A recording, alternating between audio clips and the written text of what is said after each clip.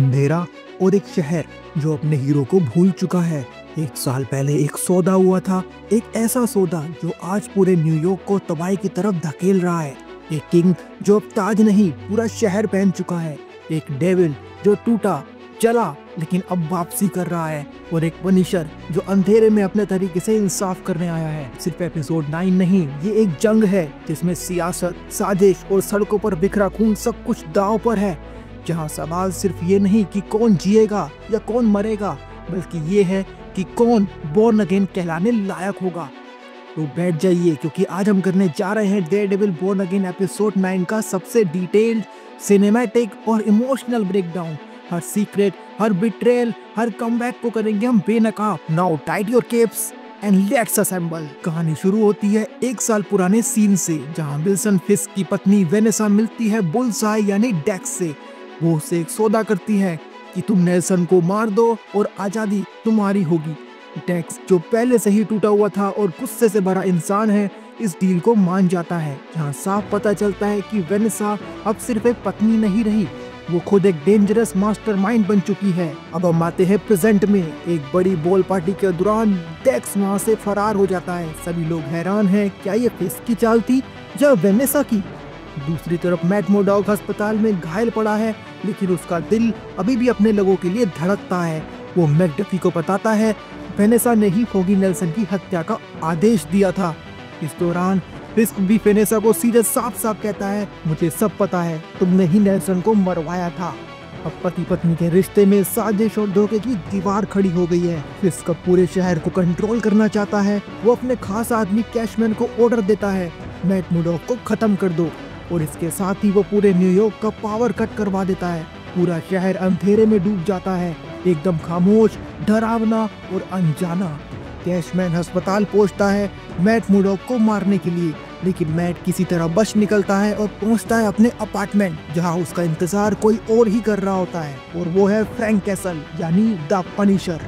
इसके बाद हमने देखा AFTF यानी anti vigilante task force Matt के अपार्टमेंट पर धावा बोल देती है। मैट और पनिशर मिलकर एक एक करके उन्हें गिराते हैं। एक्शन बहुत ही तेज है, क्रूर है, और हर पंच के साथ मौत का डर है। आखिर में सिर्फ नॉर्थ जिंदा बचता है। तभी सामने आता है एक और खुलासा, नॉर्थ ने ही हेक्टर अयाला यानी व्हाइट टाइगर की हत्या की थी। फ्रैंक कैसल यानी द पनिशर उसे गोली मारना चाहता है, लेकिन मैट उसे रोक लेता है। उसका असूल साफ है, चाहे कुछ भी हो जाए, नो किलिंग। जैसे ही दोनों वहां से भागने की कोशिश करते हैं, एक और सरप्राइज एंट्री होती है और हम देखते हैं कि कैरन वापस लौट चुकी है। उसे डेक्स की भागने की खबर मिल चुकी थी और उसने खुद कैसल से कहा था कि वो मैडॉक की रक्षा करे। शहर में हर तरफ हंगामा है, AFTF लोगों पर हमला कर रही है। मैट और कैरन अब दोबारा जुड़ते हैं, दिल से भी और मिशन से भी। वो रेड हुक के पुराने केसेस को ट्रैक करते हैं, जहां से उन्हें मिलता है फिस्क का असली मकसद।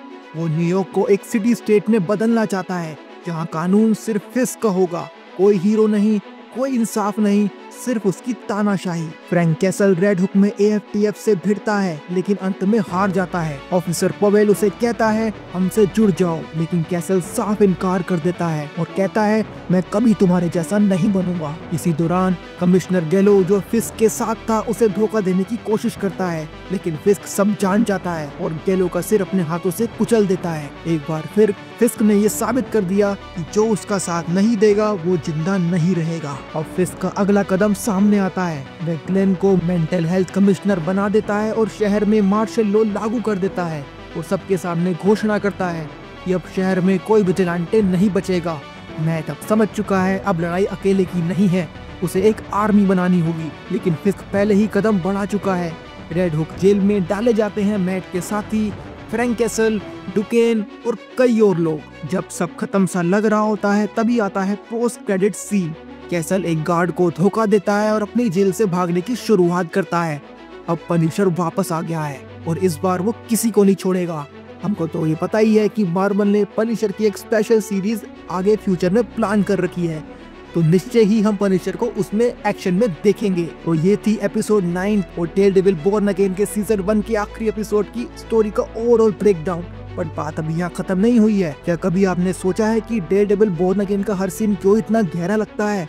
क्यों हर पंच, हर साजिश और हर मौत दिल को झकझोर देती है? क्योंकि ये सिर्फ एक शो नहीं है, यह है कॉमिक बुक हिस्ट्री का मॉडर्न रीइंकार्नेशन। तो चलिए अब बात करते हैं सारे कॉमिक बुक रेफरेंसेस की जो हमने इस एपिसोड में देखे। तो सबसे पहले बात करते हैं the queen behind the kingpin यानी वेनेसा फिस्क। वेनेसा फिस्क अब एक प्यारी पत्नी नहीं बल्कि एक मास्टरमाइंड बन चुकी है। कॉमिक्स में वेनेसा कई बार फिस्क को छोड़ चुकी है उसकी क्राइम लाइफ की वजह से, लेकिन एक टाइम ऐसा भी आया जब वेनेसा ने फिस्क की गद्दी बचाने के लिए कई मर्डर करवाए। किंगपिन 2019 में आई मिनी सीरीज में वेनेसा खुद अंडरवर्ल्ड की मास्टरमाइंड बन जाती है, बिल्कुल उसी तरह जैसे एपिसोड 9 में वो डेक्स को नेल्सन की हत्या के लिए भेजती है। ये दिखाता है कि फिस्क के अंदर का अंधेरा अब वेनेसा में भी बस चुका है। इसके बाद हमने देखा डेक्स को वेनेसा ने फ्रीडम का लालच देकर मर्डर के लिए भेजा। ये सीधा इशारा है फ्रैंक मिलर की आइकॉनिक स्टोरी लाइन की ओर जहाँ बुल्सआई को फिस्क ने इलेक्ट्रा को मारने के लिए भेजा था। बुल्सआई हमेशा से एक पॉन रहा है, कभी फिस्क का तो कभी किसी और का, लेकिन उसका दिमाग, उसकी साइकोसिस उसे एक टिकिंग टाइम बम बनाती है। इस एपिसोड में डेक्स का भागना और हिंसा पर लौटना मिलर के इरा के बुल्सआई की एकदम कॉमिक एक्यूरेट वाइब देता है। इसके बाद हमें पता ही है कि पूरी सीरीज का नाम ही है बोर्न अगेन, और इस एपिसोड में मैड मोडॉक लिटरली फिर से उठ खड़ा होता है, चोटों से टूटा हुआ लेकिन इरादों में अडिग। 1986 की iconic comic arc born again में भी मैड को फिस्क पूरी तरह बर्बाद कर देता है, उसका घर, उसका करियर सब खत्म, लेकिन मैड वापस उठता है, not as a lawyer but as the devil of the Hell's kitchen. Episode 9 में जब मैड कैरन और पनिशर को जोड़कर खुद एक आर्मी खड़ी करने की सोचता है, वो एक सिंबॉलिक रीबर्थ है the hero is born again का। इसके बाद रेड हुक जहाँ फिस्क अपने दुश्मनों को कैद करता है, ये सीधा रेमिनिसेंट है शैडो लाइन स्टोरी लाइन का, जहाँ डेयरडेविल खुद एक फोर्ट्रेस बनाता है, लेकिन यहाँ रोल्स पलटे हुए हैं। अब फिस्क ने अपना गढ़ बना लिया है और कानून के नाम पर शहर में मार्शल लॉ लगा दिया है। ये स्टोरी लाइन मार्वल कॉमिक्स के मेयर फिक्स कॉमिक आर्क से मेल खाती है, जिसमें फिस्क न्यूयॉर्क का मेयर बनता है और विजिलेंटिज्म को इलीगल करार दे देता है। वो हीरोज को क्रिमिनल बना देता है और खुद को लॉ का राजा। एपिसोड 9 का पोस्ट क्रेडिट सीन जो हमें दिखाता है कि कैसल जेल में है लेकिन पूरी तरह हार नहीं मानी उसने। कॉमिक्स फैन को याद होगा पनिशर को जेल में डालना एक बहुत बड़ी गलती होती है, क्योंकि वहीं से उसका असली कहर शुरू होता है। The Punisher max comic series में जेल में ही कैसल इतना खून बहाता है कि खुद जेलर भी डर जाते हैं। ये एपिसोड एक ट्रिब्यूट था उन स्टोरीज को जिन्होंने डेयरडेविल और उसके दुश्मनों को लेजेंड्स बनाया। क्या हर सीन, हर डायलॉग सालों पुरानी कॉमिक कहानियों की गूंज है, और यही तो खूबसूरती है इस दुनिया की जहाँ एक कहानी बार बार जन्म लेती है, because it is a Marvel universe. Comic book references के बाद चलिए बात करते हैं बाकी एमसीयू के टीवी शोज और मूवी से रिगार्डिंग कनेक्शन के बारे में जो हमने देखे इस एपिसोड में। तो उसमें सबसे पहला है हॉकाई और इको से रिलेटेड। विल्सन फिस्क जिसे हमने हॉकाई में देखा था वो एक रिफाइंड गैंगस्टर था, हवाईन शर्ट में, चार्मिंग लेकिन खतरनाक। लेकिन बोर्न अगेन में हम देख रहे हैं फिस्क का सबसे जहरीला रूप। अब वो बन चुका है न्यूयॉर्क का ऑफिशियल डिक्टेटर, मार्शल लॉ लगाकर पूरे शहर को अपनी मुट्ठी में वो ले आया है। ये कनेक्ट करता है ईगो सीरीज के एंड से, जहां माया लोपेज ने फिस्क की आंख में गोली मार दी थी लेकिन वो बच गया, और अब वो आया है वापस ज्यादा ताकतवर और ज्यादा रूथलेस होकर। एपिसोड 9 का सबसे शॉकिंग मूवमेंट जब मैड अपने अपार्टमेंट में पहुंचता है और वहां बैठा होता है फ्रैंक कैसल यानी द पनिशर। ये मूवमेंट सीधे कॉल बैक है नेटफ्लिक्स की द पनिशर सीरीज का, जहां कैसल और डेयरडेविल के बीच एक ट्विस्टेड रेस्पेक्ट था। वो दोस्त नहीं लेकिन दुश्मन भी नहीं थे। बोर्न अगेन में फ्रैंक की वापसी एमसीयू के फीचर को एक नया अल्ट्रा वायलेंट पाथ की ओर ले जा रही है। क्या एमसीयू अब धीरे धीरे नेटफ्लिक्स के मार्वल कैरेक्टर्स को फिर से रीबिल्ड कर रहा है? और पोस्ट क्रेडिट सीन में कैसल का जेल से ब्रेकआउट हमको टीज करता है पनिशर के सीजन 2 की, जो हमने नेटफ्लिक्स पे देखा था, जहाँ जेल कैसल के लिए पनिशमेंट नहीं हंटिंग ग्राउंड बन जाता है। इसके बाद कैरन पेज की वापसी सिर्फ इमोशनल नहीं नॉस्टैल्जिक भी है।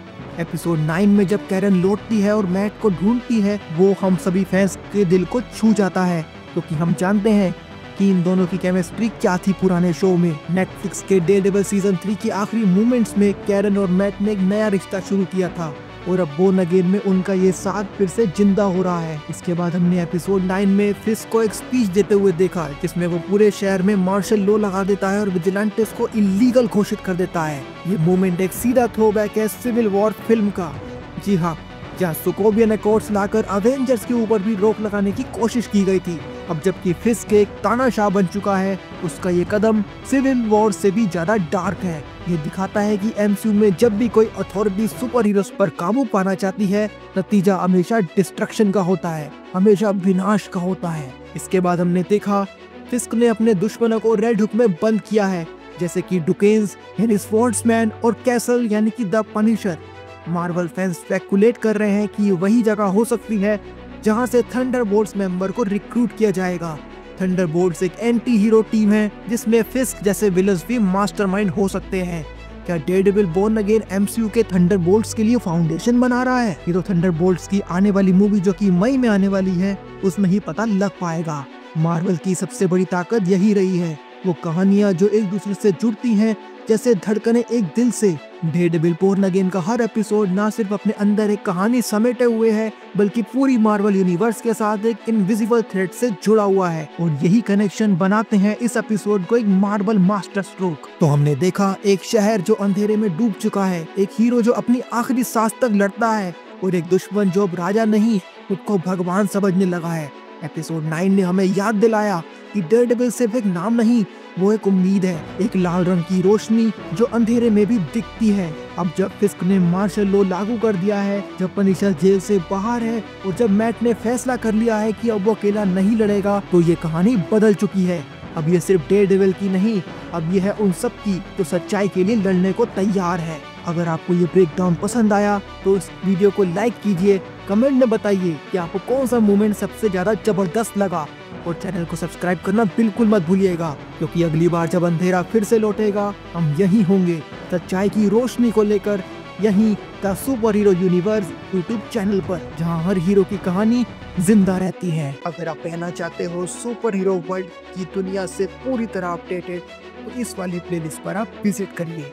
इस पर हम सुपर न्यूज के वीकली एपिसोड पब्लिश करते रहते हैं, जिसमें हम बात करते हैं मार्वल डीसी की आने वाली सभी movies, TV shows, comic book और किसी भी तरह की अपडेट के बारे में। अगर आपने डेयरडेविल बोर्न अगेन के एपिसोड्स का ब्रेकडाउन नहीं देखा है तो इस वाली प्लेलिस्ट पर आप विजिट करिए। इसमें हमने हर एपिसोड के detail story, comic book references, Easter eggs, MCU connection, comic book connection सभी के बारे में बात करी है और किया है डीप एनालिसिस। अगर आप मार्वल के legendary super hero, super villains की कॉमिक बुक ओरिजिन हिस्ट्री जानना चाहते हो तो इस वाली प्लेलिस्ट पर आप विजिट करो, और डीसी के लिए इस वाली प्लेलिस्ट पर, जिसमें हमने डीसी के सुपर हीरोज और सुपर विलन्स की कॉमिक बुक ओरिजिन हिस्ट्री के बारे में बात करी है। अगर आप मार्वल की फेज 5 की सभी टीवी शोज और मूवीज के बारे में जानना चाहते हो तो इस वाली प्लेलिस्ट पर आप विजिट कर सकते हैं। अगर आपको अभी भी नहीं पता है कि नया डीसी यूनिवर्स क्या है, इसके अंदर कौन सी मूवीज, टीवी शोज आने वाले हैं, तो इस वाली प्लेलिस्ट पर आप विजिट करिए, जिसमें हमने बात करी है नए डीसी यूनिवर्स की सभी टीवी शोज और मूवीज के बारे में। ऐसी और अमेजिंग वीडियोस के लिए आप हमारे चैनल को सब्सक्राइब कीजिए, इस वीडियो को लाइक कीजिए, शेयर कीजिए, और हाँ, बेल आइकन को दबाना बिल्कुल ही मत भूलिएगा। तब तक के लिए stay in the crew, we will get you on DC and MCU. Thank you very much, take care of yourself, thank you.